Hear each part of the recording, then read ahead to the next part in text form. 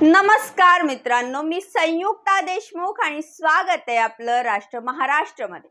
आज आपण एक महत्त्वाची आणि वादग्रस्त गोष्ट बघणार आहोत, जी उत्तर प्रदेशमध्ये कावड यात्रेमुळे चर्चेत आली।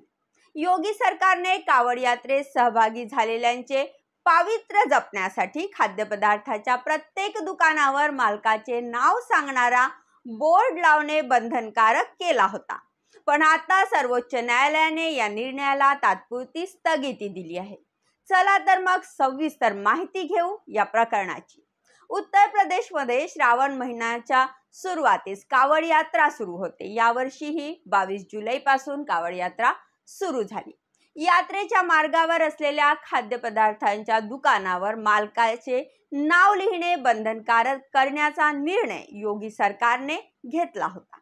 योगी आदित्यनाथ यांनी कावड यात्रेत सहभागी झालेल्यांचे पावित्र्य जपण्यासाठी आणि कोणताही गैरसमज टाळण्यासाठी हा निर्णय घेतला होता। त्यानुसार प्रत्येक रेस्टॉरंट, भोजनालय, ढाबा, फूड स्टॉलवर मालकाचे नाव स्पष्टपणे लिहावे लागणार होते। योगी सरकारच्या या निर्णयाला विरोध झाला। अनेकांनी हा निर्णय धार्मिक भेदभाव करणारा आणि मुसलमान दुकानदारांना त्रास देणारा असल्याचे सांगितले। त्यामुळे काहींनी सर्वोच्च न्यायालयात धाव घेतली। सर्वोच्च न्यायालयाने या प्रकरणात तात्पुरती स्थगिती दिली आहे। कोर्टाने स्पष्ट केले की दुकानावरील नेम प्लेट संदर्भातील राज्य सरकारचा निर्णय लागू करण्याची गरज नाही। न्यायालयाने उत्तर प्रदेश, मध्य प्रदेश आणि उत्तराखंड सरकारला नोटीस जाहीर केली आहे आणि या प्रकरणी शुक्रवारी उत्तर देण्याचे निर्देश दिलेले आहेत।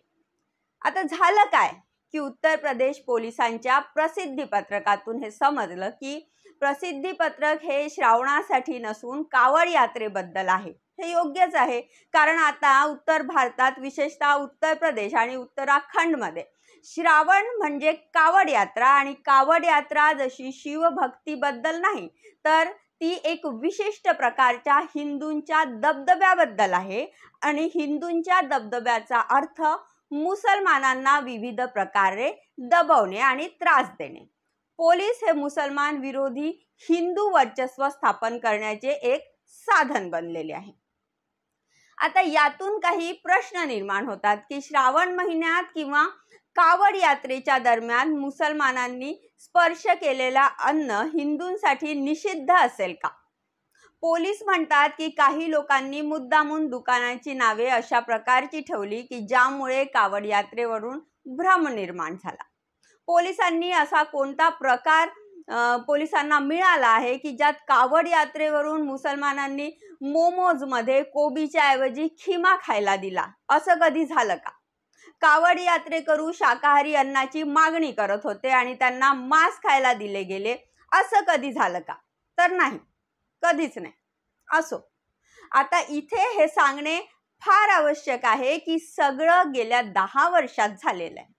कावड यात्रा या आधीही होत असत।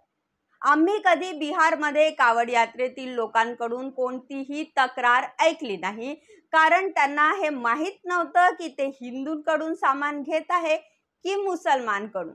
उत्तर प्रदेशात आम्ही कधीही या काळात कोणत्याही श्रद्धाळूकडून कोणत्याही प्रकारची तक्रार ऐकली नाही की त्यांच्यासोबत फसवणूक केली गेली आहे। पण आता एक नवीन तथाकथित हिंदू तक्रार निर्माण केली जात आहे। उत्तर प्रदेशच्या निर्णयानंतर मध्य प्रदेश आणि बिहारमध्येही अशीच मागणी केली जात होती। भाजप आमदार रमेश मेंदोला यांनी मध्य प्रदेशमध्येही व्यापारी आणि दुकानदारांनी आपले नाव बोर्डावर लिहावे अशी मागणी केली होती। मित्रांनो, कावड यात्रेत सहभागी होणारे श्रद्धाळू आणि दुकानदार या दोघांचेही विचार आणि भावनांचा आदर करत सर्वोच्च न्यायालयाने योग्य निर्णय घेतला आहे। हे प्रकरण पुढे कसे वाढते ते पाहणे महत्त्वाचे ठरणार आहे।